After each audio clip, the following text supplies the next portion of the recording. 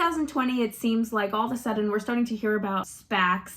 And I was like, what is a SPAC? Should I invest in a SPAC? Should you invest in a SPAC? So I decided to do a little bit of research into SPACs so that you could understand, should you invest in a SPAC? So SPAC stands for Special Purpose Acquisition Company. And what that means is that it's a blank check company, essentially a shell company that has no assets, doesn't provide any services, doesn't provide any products, and investors are investing in the management or the sponsor's ability to go out and find a company that they believe in the potential of that company and will eventually merge the SPAC with the target company in the hopes that that target company will then boom. It helps the target go public by circumventing the traditional IPO process.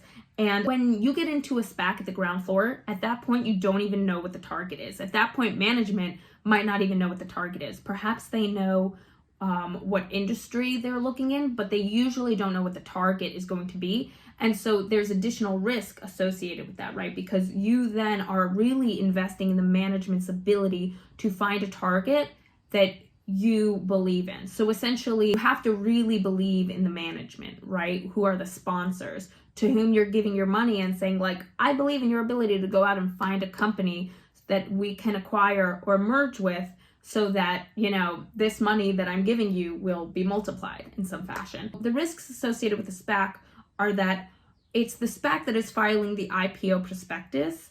And so you're not going to get the same level of diligence as you would get on the target, because the target itself is not filing an IPO prospectus. It's not making the same amount of disclosures that are required of a company in its IPO process. Because they're not IPOing under the traditional IPO process, the diligence that is performed by the SEC is going to be less. There is less regulatory restrictions as far as what they can say, what they can do during the fundraising process. So there's not as many regulations to like protect the investor in that sense, as far as making sure that they're not saying things that are, you know, just basically based on their beliefs. Oh, we're going to do amazing things and your money's going to be multiplied by 5 in the next however many years, right? Like there's restrictions on certain things you can say in an IPO process, and that might not exist in the same fashion in a SPAC process. So you're going to have to kind of like take the things that are said by management or the sponsors with a grain of salt, perform your own diligence. Once they file their IPO prospectus with the SEC, you would want to read that. Once the target is identified, you would want to look into the target or perform whatever level of diligence you can on the target, understanding that the target is not going to have to make the same amount of disclosures as the target would in an IPO process. Another risk associated with a SPAC is that SPACs basically have an 18 to 24 month period of time from the point at which they're created to the point at which they have to essentially have acquired a company or merged with a company, or else SPACs are traditionally dissolved. So because of that, the management or the sponsors are usually in a time crunch to find a company, perform the due diligence, finish, start and finish the acquisition or the merger process, right? So that puts them under a lot of pressure to do all of the diligence within a very short time frame. And moreover, they're usually trying to finish that whole process as early as possible, because the farther they get along in the process, the less leverage they have in negotiations over the merger or the acquisition process.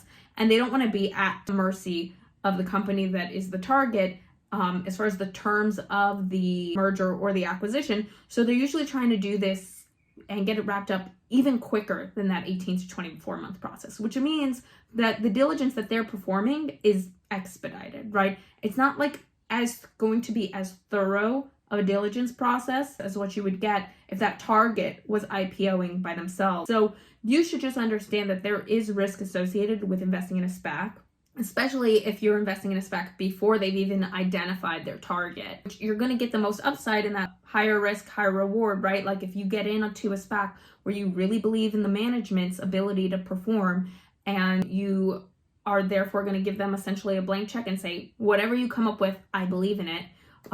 You're probably going to pay a much lower price, and you have the potential for like much higher upside because of that, right? But you also have the potential to completely lose all your money if the management doesn't perform how you believe that they would. So some people might wait to invest in a SPAC until they know who the target is and then they can perform some diligence on the target, or at least look into the target to whatever degree they're able to, so that they can feel comfortable with it.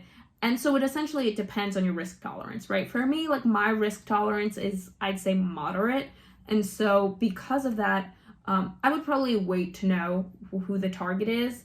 And I understand that I'd lose out on some of the upside because of that, and probably get into the SPAC at a higher price, have lower gains. But like, I'm personally okay with that. So that's sort of my sense of like my risk tolerance. I'd also make sure I'm like really, a fan of the management.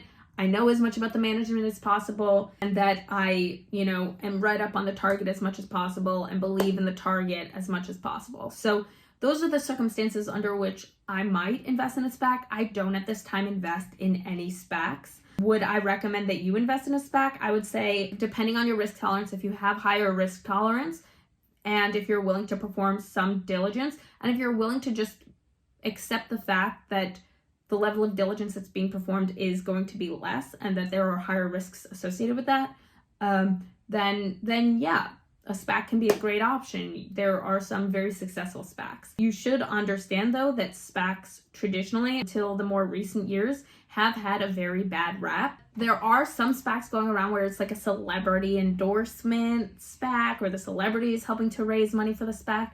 I don't know if I would personally invest in a SPAC like that, because I guess it would depend on the celebrity and what is their expertise with respect to finance or with respect to the industry that the SPAC is targeting.